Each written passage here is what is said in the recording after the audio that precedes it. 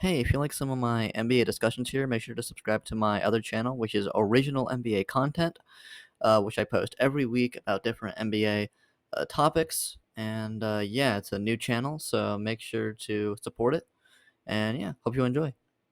Hi, my name is Lyric, and today we are going to be talking to was Steve Nash the best offensive player of his generation? Wow. Offensive Legends episode 4. Now, this is season 2 of the Greatest Peak series by the man, the myth, legend, thinking basketball. We'll watch his original video. First link in the description. No, well, one of the links in the description. And we're on to Steve Nash now. So he's done this on Wilt Chamberlain, Reggie Miller, and Allen Iverson. We're on to Steve Nash. We watched his highlights, and yeah, we're gonna yeah. So do you think Steve Nash deserves his MVPs? The fact that thinking basketball is even questioning this, the best offensive player of an entire generation, really makes it think that he must think Steve Nash is super underrated because we're going to talk about him for 30 minutes here. So yeah. Let's just get into it. Thinking Basketball, go subscribe to him, and we're going to do a deep dive analysis of Steve Nash's game. Let's go. Steve Nash won 2 MVPs, led the league in assists 5 times, and played on some of the best regular season offenses in NBA history. But was he just the beneficiary of great teammates and an offensive system that was doomed to fail in the playoffs? Or they could have won was he 7. actually dominant in the postseason? Is he on the short list of the best passers to ever play? Ooh. And at his peak, was he actually the best offensive player of all time? The best offensive player of all time. Holy shit. Yeah, he must think really highly of Steve Nash. He didn't put him even remotely close to the conversation. Insane. The first season of Greatest Peaks was about the best of the best. But this time we're looking at trendsetters, unique archetypes, and even controversial players who make up the legends of NBA offense.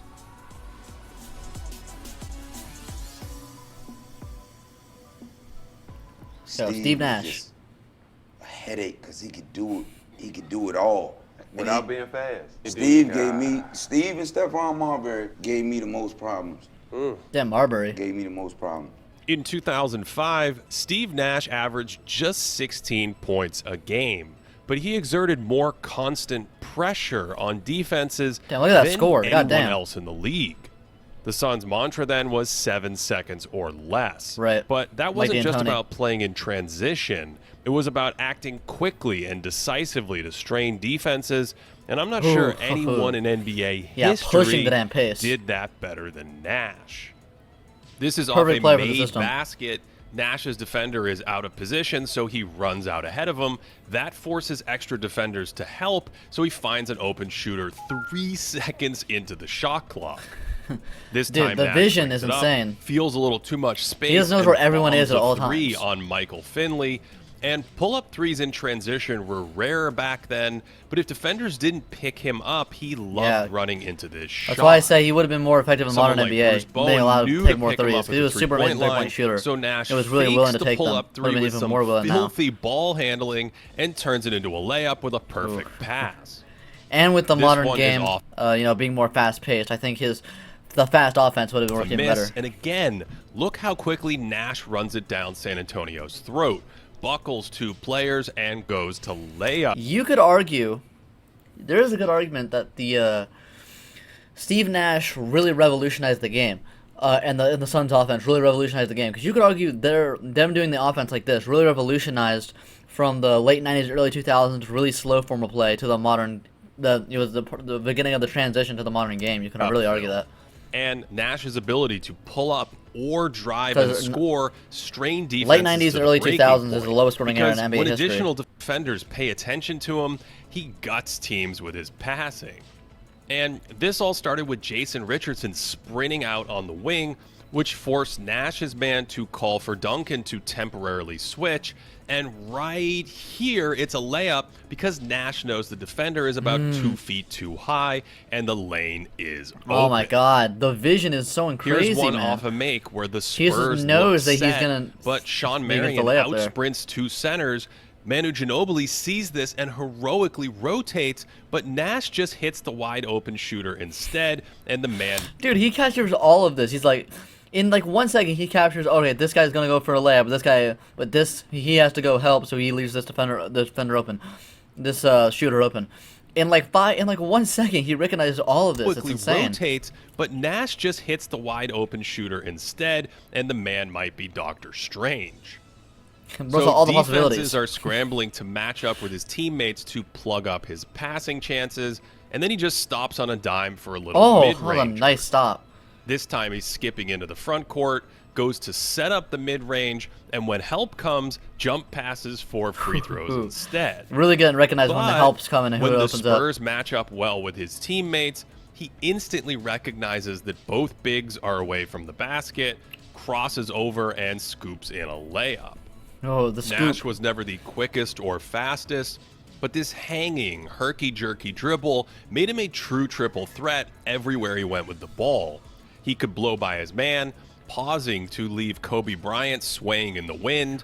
With that Crossing same up Kobe? hesitation dribble, he could hop right into his shooting pocket, and he could blend that same dribble move into a pass at any time. I think I've been underrating In Steve other Nash words, before I his saw ball I've been watching these handling let videos him recently. dribble on him. around defenders I've really been underrating with a him. hairpin trigger to drop dimes. And this unlocks everything all the time because he can snap off a pass here, but if it's too tight, he can just keep on dribbling and then fire one left-handed Oh for my a God. layup anyway.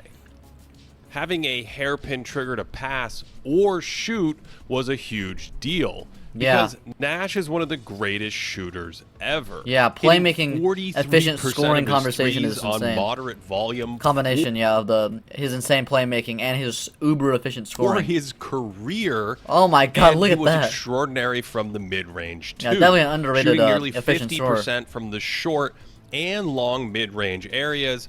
And his best 5-year stretch was 10% ahead of league average, Whew. a mark no one would pass until Kevin Durant did it over a decade later. Chris Paul and Jokic, That yeah. means he Plus was some always mid-range a gods. nanosecond away from finding a high-value play.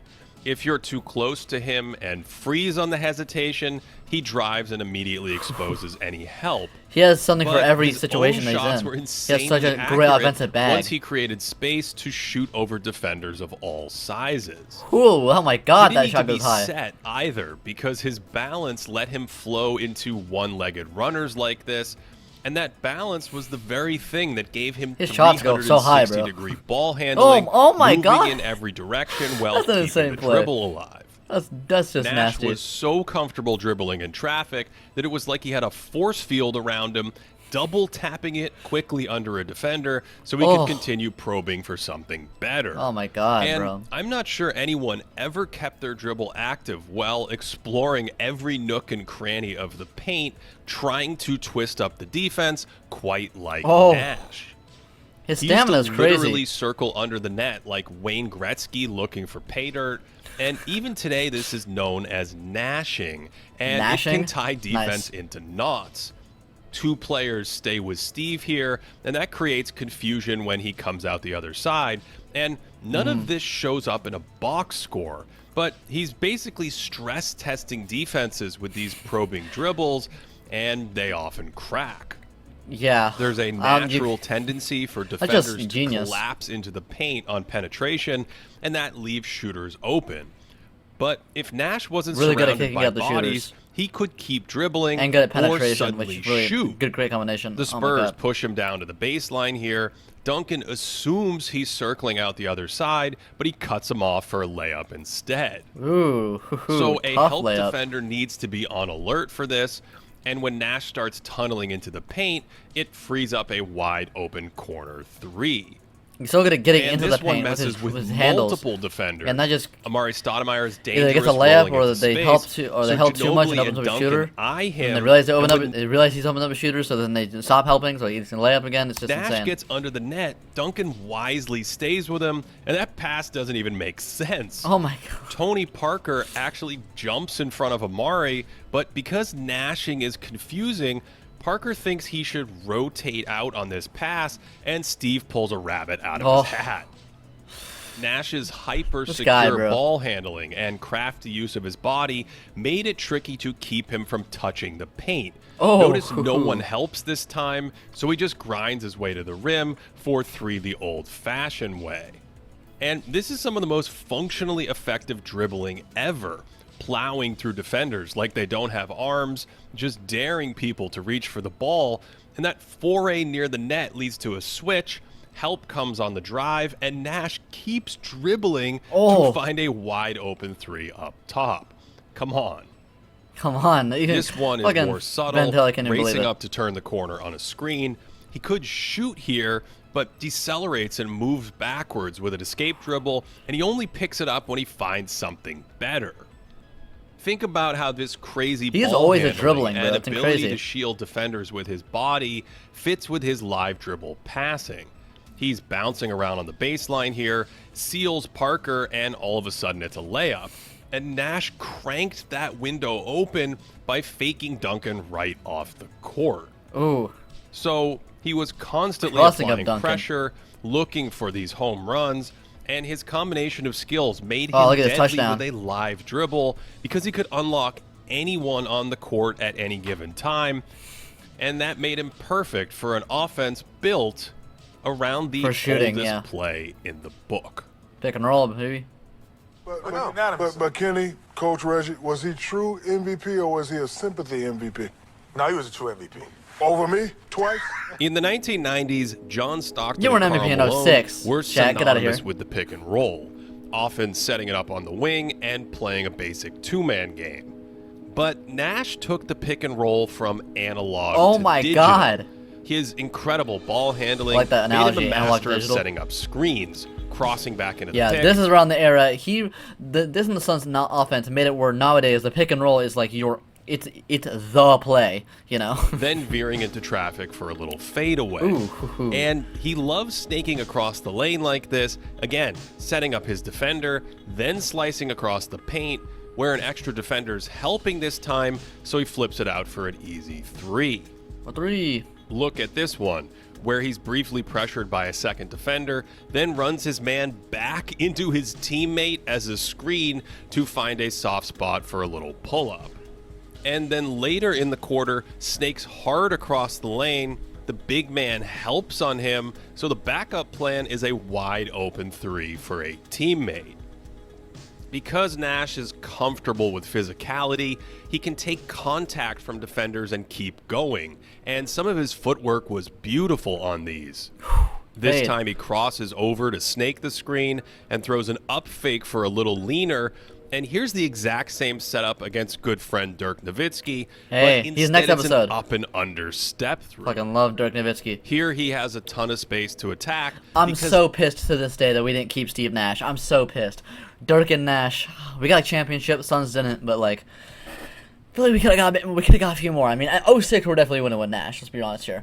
Even if Nash wouldn't be as good because he didn't have Mike D'Antoni as his coach. I mean, 06 we're definitely winning with Nash. Let's be real here. 05 we have a good chance, and we have a better chance in the next few years as well. But I think we're definitely winning at least two with Dirk and Nash. At least one more Duncan's in a than we did in drop, real life. so he hops to the elbow and could shoot, but he's always looking for something better and just waits for a layup opportunity. Ooh. When defenders start in, Yeah, he's like Jokic in that way. Obviously, very different players, but Jokic he's so efficient scorer. He can literally score. Jokic can literally fucking score from anywhere. We saw that in the playoffs. Him running dumb shots against Anthony Davis. But like in most scenarios, he could shoot, and it has a pretty damn good chance of going in. But he always finds something a bit better. You know, that he sees his insane vision. Same thing with Nash here. He's so efficient player that if he shoots, he has a good chance of going in. If in a lot of these scenarios, if he shoots it, but he always finds something a bit better. Always finds that extra little opportunity. anticipating the snake, he can fake it with an in and out dribble, and that completely buckles Duncan, leaving Nash Oh my God. wide open. On the ground. And after seeing this a ton, the Spurs actually stay with the fake snake, so he lasers it to Amari for a Whew. dunk. Laser pass. Nash's timing and patience in pick and roll was pristine, waiting with that hesitation dribble before the roller breaks free. And since they missed the layup, What would Steve Nash be went ranked up modern again, NBA? But the second Time time Steve Nash wasn't modern the NBA. What do you charm. rank amongst players? That hanging hesitation dribble was also perfect for pocket passes to the roll man. And I'm not sure I've ever seen a better pocket passer than Stephen John Nash. John? He could snap these out of the air with either hand, and he delivered these passes with surgical precision, spinning this one right under Tim Duncan's fingertips. Oh my God. And almost hitting his shoe to hook up Stoudemire. So perfect. Remember, if Nash's defender went under the screen to take away that roll pass, that just gave him space for a deadly mid-ranger. Right. And if the big man stepped out to slow Every him down, option is rolls and even death. if he grabbed Stoudemire, Nash could exploit that with a drive and a what? Whoa! Behind If the teams head. tried to switch the pick and roll, that created multiple problems. First, Nash would look to punish a size mismatch down in the post. And most big defenders couldn't stay with him on the outside, so they'd need help on penetration, and that's too easy for him. And I guess the best scenario is the big man sags off him, but then he just starts cooking him from the mid-range. The Lakers tried everything in the 2010 Western Finals, bringing Lamar Odom near the level of the screen, so he just flows into an elbow floater. Oh my God, so mid-range floater, they mixed in a soft trap to slow him down while overloading on the roll man, but that just freed up a Look at everyone on his side there. And down the stretch, that hard hedge turned into a late switch because they were concerned about the roller, and that left Nash isolated against a big man, and even at 36, these mid-rangers were efficient. Although they prefer that to a more traditional coverage where this looks covered, but it's somehow a layup. And again, in Game 5, they sag off him with the big man and send the guard over the screen with a third defender sliding to help. And right about here, LA's in trouble because Nash is a pick and roll wizard. Here's one where the big man comes to the level of the screen. Call it pick and Odom Nash. is sitting in the path of the roller, and Kobe takes away the baseline pass, and shooters are open, but Nash turns it into a layup. And he basically dares Kobe to move, fakes Odom out of the way. Dude, he does all this while in the air. Into wine. That's nuts. Nash generated so many layups for his teammates because he was always looking for something better. He's in semi-transition here, crosses over Parker, then seals him off for a little leaner, but this defender watches him for a split second, and that's all it takes for Nash. And on a play like this, you don't mess up, bro. You can't even blink. Kick it out You're guarding to the someone, shooter, but Nash literally follows his roll man down the lane. Watch this play and think about what the best pass is. And it already happened. What the because fuck? Nash realized only Amari was ready for a lob near the hoop. How do you even recognize that? I was like getting ready to prepare it. I was like, okay, wait for the play to start, and then just did it. Oh my God. No one threw more layup passes than Steve Nash. Not surprised. And these passes for layups made up about 50% of all his assists. The creativity to even imagine some of these passes is a big reason Nash unearthed such high percentage offense. Instead of forcing a highly contested 2 on this one, he gets parallel to the floor to sling it across court to a shooter. How did he even land on his feet? I'm more impressed by that. He was especially creative on the interior, skating around the paint to set up passes from another dimension. He can torch his body a lot to make these insane passes. This is one of my favorite passes ever. There are 4 seconds on the shot clock in a nail-biter, and Nash drives and passes it around a defender at the buzzer.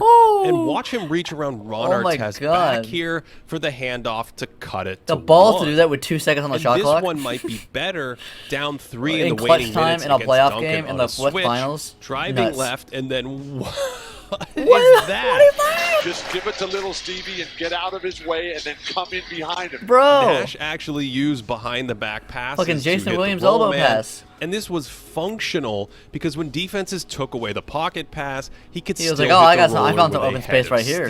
Right behind my back, He bro. could do this in pick and pop to make it a little easier for a shooter. That's so crazy. Or in that roll game. He's looking for Stoudemire here, but can't quite find the angle. So he Behind the uses a back. ball fake to No. distract Duncan, turn him around, Got 3 players in and the give paint here. Amari an easy Oh my layup. God, there's the behind the back. On the very next Behind the back play, bounce with a pass too, 1-point insane. lead, they go back to the pick and roll. Nash again goes behind the back, and this time Stoudemire does the rest. And Yeah. Nash Stoudemire really complimented absolutely Nash. eviscerated Duncan in these screen and rolls in their playoff Ooh, battles. it's such a, oh my God, the We shot's tracked so the high. entire It's such a 2007 high arching series, shot. and in 105 I don't know how you Nash pick how and rolls do against a Duncan, mid-range that high the arched. Suns generated a 131 offensive rating, and in the 5 games with Amari, that number was a mind-bending 145 points per 100. God damn. In many ways, this was an omen of the ensuing pace and space era, where less mobile big men were played off the court because they ran out of answers against multi-dimensional pick-and-roll weapons who could pass, Oh my drive, God. or pull up from deep off the dribble. The Spurs actually tried trapping Nash at times in 2005, They can't and do they that, probably bro. should have tried Too this creative. more because it took the ball out of Alright. his hands and forced someone else on the Suns to beat them. Because he was They only try to force about the ball out of Steve 6'3", Nash's hands. Seems like a good I strategy. do think size could bother Nash a little Well, on yeah, a he's play like like short. this. Pau Gasol's huge frame probably blocks the pass to Stoudemire, Oh, although yeah. they end up getting a dunk anyway. Oh, yeah, no, just And one extra it's pass just is fine. harder for smaller players to hit some of these passes over the top of bigger defenders. Nash converted such a high percentage of his passing chances that it was surprising when he missed one, although he still had a good idea in creative ways, throwing this when his target was 15 feet Oh from my the God. hoop. And That prediction he is used nuts. this as a way to combat bigger defenders in pick and roll, feathering it over the top to Marion. This one is particularly advanced, recognizing a mismatch and tossing it in front of the rim for Marion to outjump smaller defenders. Whoa. Although some of these wild ideas came with the risk of turnovers. That pass went right through Marion's hands, but sometimes an intended receiver will slow up a little bit, and sometimes the idea is just a bit too ambitious. Yeah, not Of course, safe plays at all. most of Nash's still. ideas worked, and his Oh my God. creativity and What hand anticipation bounce. made him the most voluminous high-leverage passer Voluminous, I've big-ass ever word. tracked. And that's an enormous reason why Phoenix's offenses were historically great with Nash. At their 3-year peak, the Suns were nearly 10 points better per 100 than league average with Nash Nuts. on the court. That was 2 points better than any other team. So, how much credit does Nash deserve for these league best offenses? After all, if the Suns were so good with him, why didn't he have more success back when he played with Dirk Nowitzki? Okay. Do you feel like the things that, plagued you in those 2 losses are getting better in this one? I think so. Before Nash's record-setting offenses in Phoenix, he played on record-setting offenses in Dallas. Yeah, damn right. Only when Steve went to the bench, they were still one of the best offenses in the league Dirk. as long as Dirk was on the floor. Hell yeah, baby. So it's not surprising Aaron that Jesus. Dallas's offenses hummed after Nash left. This is the same graph we just saw, and the Mavs look like the second most efficient team in the league after replacing Nash with Jason Terry. So how could Steve Jason Terry look underrated, so man. indispensable in I'll play Phoenix, LeBron. yet so expendable in Dallas? Well, first, he That's an insane changed shot. as a player. His moves weren't quite as sharp back then. He didn't have the same Yeah, it's conditioning evolution. to constantly pressure defenses, and his balance was a little less reliable. Dirk was also a major focal point of those teams. They often played through his mid and high post isolations, and those Mavs were just offensively centric in general, so they could send Nash away from the action where he'd harmlessly idle while others went to work. Ooh. Nash's Slamming that shit in. off-ball game is interesting because he was dangerous up faking and attacking closeouts, and he could catch and go Oh, yeah, he's a as really a good way shooter. to play make in the paint. Naturally, he was also an elite spot-up shooter, Right. and he hit a ton of big shots in his career, running and twisting into catch and shoot threes. Yeah, Nash would thrive so much in today's In NBA. It's 2010, nuts. Coach Alvin Gentry even ran a few off-ball sets for him like this. Although Off-ball Nash Nash is wasn't nuts. great at running around and separating away from the ball, and I don't think these kinds of curling, twisting shots were his forte. The bigger issue with playing him away from the ball is that you lose that decision-making prowess, which is outsourced to more traditional post-ups or isolation scorers who lack his ability to pressure defenses the same way. So less In pressure, Dallas, yeah, less pressure on the other defense ball overall. Maybe. handlers like Michael Finley or Nick Van Exel would orchestrate the play at times. And while they both made all-star teams because of their offense, they weren't offensive quarterbacks like Nash. Compared to Phoenix, Steve almost looked Oh my God. passive at times as a maverick, receiving instructions for a set play and then going through the motions instead of attacking this space or recognizing Not making Sacramento's in-the-moment confused decisions. matching up. And then he goes and stands in the corner just like he's any other point guard. There were also officiating changes in the 2005 season that meant Hand-checking. defenders couldn't be this physical with him Right. when he was dribbling. But I think a much bigger factor in Phoenix was having a dangerous roll man to play with. Ooh. Most Dallas Yeah, screeners like Stoudemire. to pop after setting the pick, which took away Nash's best playmaking weapon, those lightning quick pocket passes and connections on the interior. On the other hand, Amari was the ultimate role partner because of his agility and tensile strength in the air. He could catch on the run into space and make a quick move to around finish the himself. Ginobili there. And he had amazing hands on these tight little passes on the inside. Compare that to a backup like Stephen Hunter, who has space to attack but lacks Stoudemire's finishing package, whereas Amari could go around big defenders. Yeah, Amari or was take such them a good on help for directly Nash. in the air. And what synergy here for Nash? I still to think Nash lead and the Dirk get another defender championship, and though. expect Amari to slip before he even takes a step. Oh my and God. that's what unlocks the three-point play. Spacing was actually a big principle under coach Mike D'Antoni, and Phoenix spread the floor with shooters to exploit super advanced slower system. traditional defenders. This was then later advanced by the Magic, the Dwight Howard Magic, when they had Dwight Howard as mainly their paint center. They had like 4 shooters around him. They put like Rashard Lewis at the stretch 4. That was a super advanced system that really put together the modern game that later the Warriors perfected. With quicker players like Stoudemire. Playing smaller Even though both those teams never won the championship, the 2000 Suns and Magic, they're both so revolutionary to what happened to the modern game. Phoenix's defense, but the offense more than made up for it with the extra skill next to good shooting. And the spacing on some of these sets looks downright futuristic compared to other teams back then. That space gave Nash more room to roam the paint himself, Compulse certainly juiced the Suns' efficiency and amplified Nash's strengths. Look at that. Oh my God. Phoenix actually played a more traditional lineup in 2006 with the defensively minded Kurt Thomas replacing Amari at center, leaving Diaw and Nash next to 3 good defenders.